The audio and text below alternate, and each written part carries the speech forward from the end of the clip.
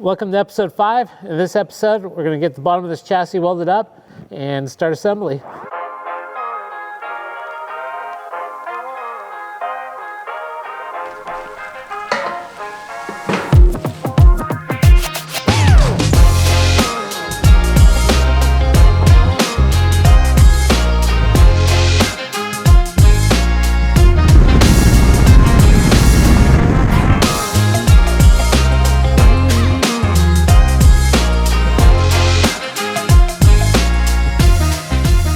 What's up guys, welcome to episode 5. We pulled the KT01 chassis out of the shop to bring it here to the Mint 400 so people could see it.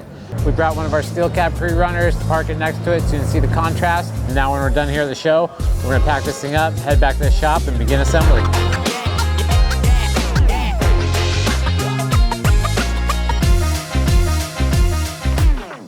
Behind me we have the fuel cell that will be running the KT01. It's approximately 90 gallons. It's a wraparound design, rear mount. It allows you to mount 2 horizontal spare tires. This design, we've changed a few things on this truck versus our other steel cab pre-runner. Since we're designing our own cab, we're able to improve on some of the performance of a few things like the wheelbase. Those trucks are 133 inches. We're able to bring this one down to 128. By doing that, we lose a little bit of area in the back of the cab, where we had storage before, so to make up for that, we added storage in the top of the fuel cell up here. You can see up here we have all the accessory plates. We've got options for a dual fuel pump. There's a fill cap in the middle here, and then on that side we have a fuel level sending unit as well as the vent line.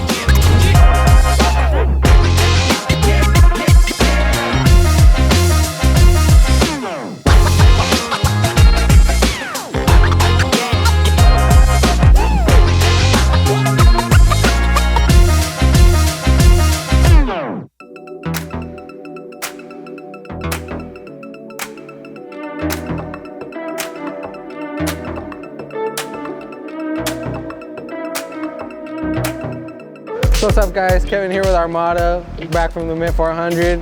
KT01's back on the table. Bunch of tabs gonna get put on, bunch of mounts put on, bunch of shock towers put on. Gonna finish her up welding because there's a lot of welding still got to be done. So we're just gonna keep it pushing and hopefully all goes well. See you guys on the next one.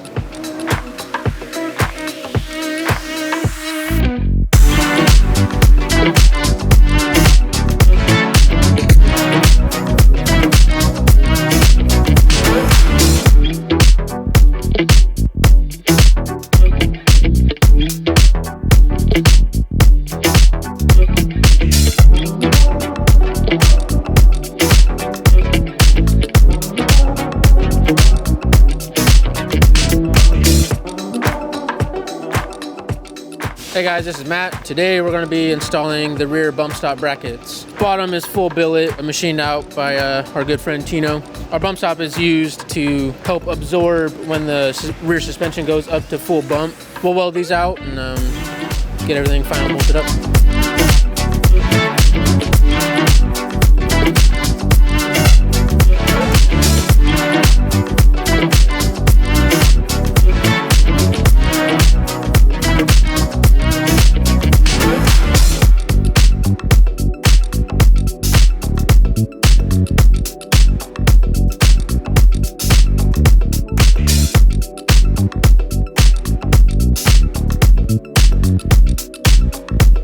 Hopefully this is the only time we see this chassis upside down. Right now the guys are welding the skid plate tabs onto the bottom of the chassis. All these skid plates are laser cut and CNC bent.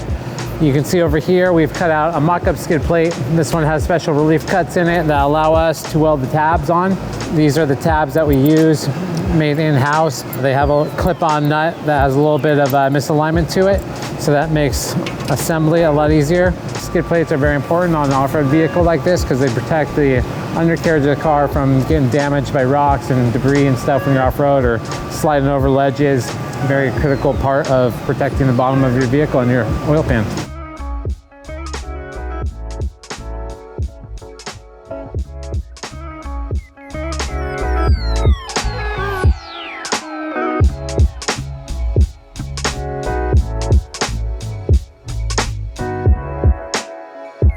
When you're doing custom builds, it takes a lot of time to figure things out. You gotta, figure out where your power steering reservoir is gonna go and where the brake line routing is gonna go. The beautiful thing about the KT01 is we've done all that engineering work for you guys. Everything's already thought out. We're gonna have a beautiful manual for you guys to follow along, and everything should just go together seamlessly. We should be able to prove that to you guys. We've only got 6 weeks until the Norra 1000, and we got bare chassis. So we've got a detailed schedule in front of me. We've got milestones to hit every week. And as long as we stay on track and hit all those milestones, we'll be racing the Norra 1000. So this week, we're gonna be finishing up the skid plates, and we'll get it flipped back over, and then we'll start dropping in the motor and the transmission and getting all the drivetrain laid out. After that, we'll be moving into the steering system. We'll be mounting the front bumper and getting the radiator and the oil cooler mounted, and then we can start plumbing things. Hope you guys are enjoying this so far. If you guys have any questions or things you want to know about the KT01, drop a comment below and ask. We'd love to answer all the questions that you guys are thinking about that we haven't come up with yet. Today we've got a special guest, Josh Felix. This guy's a badass. This guy races one of the most iconic off-road vehicles, the Class 11 Beetle. This guy's been doing it in nitrocross, down in Mexico, all over the place. You gotta be a tough dude to race a Beetle down there. I have about 4 years racing. Bugs are tough as they can be, 50-year-old sedan. Now I'm gonna have the opportunity to come and race with Armada. I'm pretty stoked. Josh is gonna be co-driving with Leticia down at the Norra 1000 in our KT01. And we're about to take him out in the shop and show him the chassis. Wow, the truck's got a long ways to go. Yeah. There she is. Beauty. Yeah, we just finished welding up the bottom of it. Okay. Put all the skid plates and skid plate tabs on there. Very good. Work on the fuel cell mounts right now. Wow. We're gonna be building the front bumper later today, mounting the radiators. How many hours of welding? Probably about 2.5 weeks now. And you just have a bladder installed in this, or? Yeah, so Pyrotech does everything for us. They built the can and a bladder. Oh, very good. On this one, we added a little bit of a cool little storage box back here. Oh, very so good. Keep your tools and snacks. Yeah, very good. What is this for? That's where the sway bar will be. Oh, okay. So we just stick a tube through there to keep those concentric Yes. together. Thumb stops. Wow, pretty amazing. Who does your wiring? We use a guy, David, over at Arizona Motorsports Wiring. Wow. What's the turnaround on that? Kind of depends. We've really simplified this one. On the steel cap pre-runners, I think we've got about 16 harnesses in there. We've reduced this one down to only 5 harnesses. Okay. So you're really like trying to make this basic for the average person can buy and build at home. Yeah, exactly. We're trying to good. make it really simple, easy to build, minimal parts. Thinking it all out, right? Simplifying everything for everybody. Yeah, just That's make where it it's user-friendly, 100% bolt together. You don't have to be Easy to work on. a crazy fabricator. We've already done all the engineering and the thought process on it all, so everything will have a home and somewhere to go. You don't have to think about like, what am I gonna do? How am I gonna mount this? Right, right. Are the tubes labeled, like numbered? Do they have that? See, Oh, right here. Yeah, they've got a part number laser etched in them. Wow, that's pretty good. And then your door hinges. Yeah, That's something door different. hinges. Yeah, door hinges mount there, and then on the front side of that bracket, it also mounts the front fender. Oh, very good. So that would be kind of the starting point when people install a body. There's already these brackets here. You bolt that up, then the hood will line up to that, and then you kind of just That makes it simple, huh? Yeah. Makes it simple. Is there gonna be different options for bodies? I mean, Maybe later on. eventually. Yeah, right now we'll just have the one standard body, but we might come up with some different creations that give people some options. Yeah. No, it looks great, man. I mean, looking at the seating position, you're gonna have good visibility, I think, right? Yeah. Looks like you sit high. You got a lot more room in this cab than you do the other trucks. We have Right. the full freedom to design our own cabin. So we're able to stretch everything a little bit wider, a little bit taller. Right. So this one's about 3 inches more headroom, about 2 inches wider per side. Now, when Leticia gets in here, are you gonna have to move the seat brackets or anything? Yeah, we'll probably grab one of the Like a brackets lift to show you, bracket or yeah. something of some sort? Yeah, so we just laser cut these brackets in house, and Okay. then they bolt right onto these I might need to buy platforms. some of these off you for my bug. Yeah. Yeah, we just make these are 1/4 inch aluminum, so they're a lot lighter, but still pretty beefy. Right. Mine are like 1/4 inch steel. They're just too much. It looks good, man. Everything's legit. I think you're onto something new, you know what I mean? Yeah. Something fresh. There's some, that road industry is full of do-it-yourself guys, but not everybody's a super talented fabricator, knows how to weld like this, or Right. know how to notch and bend tubing. We've got all the equipment here to design it, CNC bend it, laser cut it, weld it together. So we'll do the tricky stuff, and then everyone else can turn a set of wrenches and bolt it together, follow some instructions. Dope. I like it. This is, you say batteries and the AC unit fit underneath? Yeah, so there's room for 2 batteries under here, and then standard AC unit will go up here right behind the dash, and then we got room for an auxiliary air conditioning unit for guys that are, you know, out in super hot climate that want to have an extra AC unit to double the cooling. Race truck with an AC, huh? That's wild. Yeah, we fixtured everything, like the steering column brackets are all fixtured on the table. You know, we got the transmission mount, the motor mounts, we got the steering servo mounts, the lemon strap tabs, the bump stops in the back. Everything that needed to be fixtured was fixtured. We haven't finished designing the pedal brackets yet, so we just put this temporary little bracket there so that when we design it, we can locate it properly. Wow. What kind of travel do you think you're gonna get on this? 26 inches in the front and 30 in the rear. Wow, it's wild. Yeah, it's a full trophy truck. It's 94 inches wide, 40-inch tires. Right. Those things can be legit. I like how you're running a spec motor. That makes it real simple. Yeah, we left room for a big block in there also. If you need some more horsepower, there's plenty of room. Right. I'm just amazed all the welding. It's like beautiful, man. Are you gonna coat the chassis? Yeah, we'll spray it hopefully later tonight or maybe tomorrow. Put a little layer of steel on it. Oh wow. And then we'll drop the motor in. It's almost sad to paint it, you know, because all the pretty welds. Yeah, we took this down to the mint. People are just like, oh my God. Like, it's funny because like people just want to touch the welds and like I want to touch them. Where did you learn all this? I kind of just taught myself. My first job ever was 15, was a local trash company. I started pressure washing trash trucks, hanging out in the shop, learning how to wrench on heavy equipment and weld, and started taking over my grandma's garage and buying my own tools and a little welder, and started tweaking on my own truck. And so I got my driver's license and working on my friends' trucks. And how old are you? I'm 38 now. Oh wow, I'm still young, man. How old are you? 45. 45? They're asking me how old you were all the way. I started, I was probably mid-30s. I started racing at 40 years old, man, and it's been amazing, man. God has just opened so many doors in my life here. I mean, here we are, right? It just continues to grow. Now we're racing Nitro Cross on, you know, a huge, that's a big deal for you. Huge platform, you know? That's awesome. We'll see where it goes, you know. And it's gonna continue.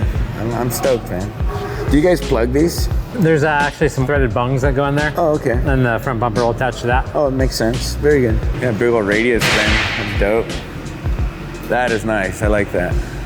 I like to do like a full radius on the roof of my cars, but this thing we're trying to scale up and do a little bit more production. Rolling the radius is just, there's a lot more manipulation and things don't come out as perfect every time, so we try to reduce the amount of bending in this car and not put the big radius rolls, but I have to do it in the front windshield just to match the windshield. Doesn't look right if you don't. I like it. That's wild. That junction, yeah. A lot of triangles back there. Wow. Then we've got the fuel filter mounts will go here.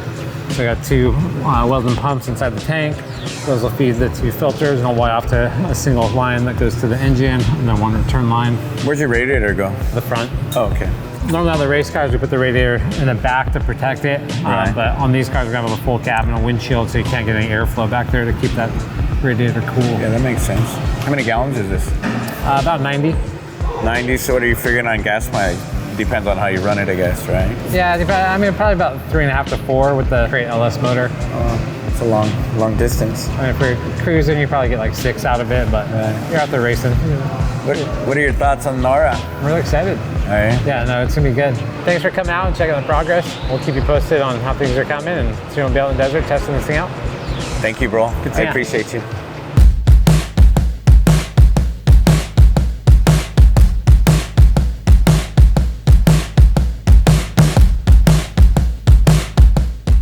Hi everybody, I'm Rob from Armada Engineering, and today I'm going to talk a little bit about the engine for the KT01. It starts out as a factory GM LS3 525, and then from there kind of take everything apart and change it all. Pulled the pan and the timing cover, went ahead and changed the oil pump over to a melding performance high volume oil pump that's going to provide us with plenty of oil pressure over long periods of time. You know, your oil gets thinner, pressures go down. You don't want a pump that can't keep up with that. So while I was in there, we went ahead and changed the timing guide. This one was a tensioner setup. And anybody that's been around LS3s knows that they can have some issues with that. They break, parts wind up where they don't need to be, and then you have timing issues, and that's not a good thing. Got that out of there, changed it over to a urethane style guide. A lot less moving parts, stuff doesn't get broken. On a factory vehicle, all of your accessory drive stuff is all mounted to the engine with cast components, cast mounting brackets, and unfortunately, cast is not strong enough for off-road racing. It breaks stock stuff, so we get rid of all that and change it over to an all billet style, which is, T6 aluminum, comes in a big giant chunk, and then they machine out all of this beautiful stuff you see on the table. That's starting with the ID Designs accessory drive plate. That gives us mounting points for all of our accessory drive components. You have DC alternator, provides you with 180 to 200 amps of power for anything and everything that this truck needs for power, mounted to the billet plate. You get the theme here is billet. So, and then we go over to our Radial Dynamics power steering pump. Factory pumps not even close to being able to keep up with the flow, the pressure, and all the things that you're gonna need. So Radial Dynamics has come up with a billet power steering pump. It makes it very easy to mount, integrated pressure relief valve, so you don't have to worry about your system getting, shocked. So Radial Dynamics provides us with all of the power steering that we would need. That takes you to the Mizzier water pump and their billet flywheel. You're running in 100+ degree heat for 10 to 12 hours at a time. You need something that's going to keep cool water supplied to the engine, and that's what Mizzier does for us. They have a completely rebuildable billet pump. It adapts right to the ID Designs accessory dry plate, makes everything nice and easy. And then as we kind of go up top, we get to our redesigned coil mounting bracket, integrated fuel pressure regulator, and the billet fuel rails. And that's just some of the performance stuff and some of the things that we've changed on this to make sure that we have a very, very solid, healthy power plant for the KT01.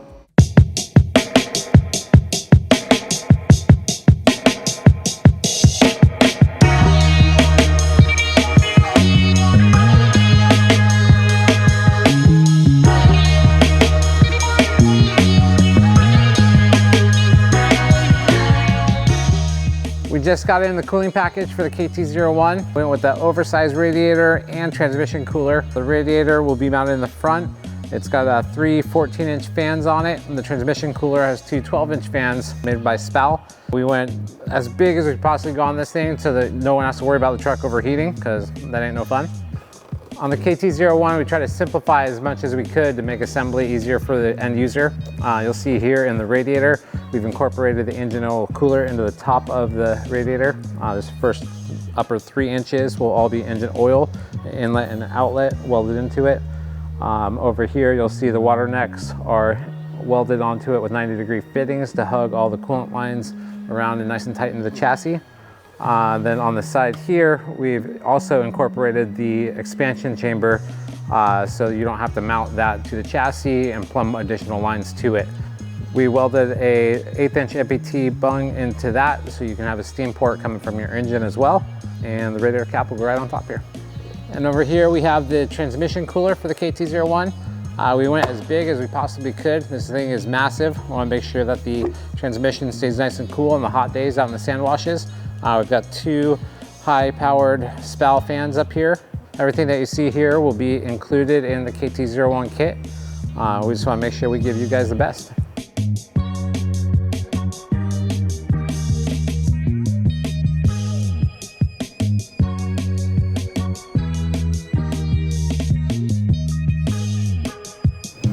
One of the key elements of the KT01 is ease of assembly. In order to accomplish that, we decided to go with the Spider Trax rear end housing. They've got a pretty awesome unit bearing. This thing is super heavy duty. They designed these for the King of the Hammers guys that are smashing these things into rocks. We've actually raced on these at the Baja 1000 several times. We've actually gone 3 years in a row on the same unit bearing with no maintenance. These things are bulletproof. And the beautiful thing about them is that they bolt right up with 4 bolts. So the installation, the assembly, and the maintenance on it's super easy. Great thing is they just came out with the Jumbo 36 spline, which allows us to run these giant trophy truck axles. And then they'll be building us these axle housings completely turnkey. They come with all the 4-link brackets, the brake lines, the fill caps, everything. They're just ready to bolt up.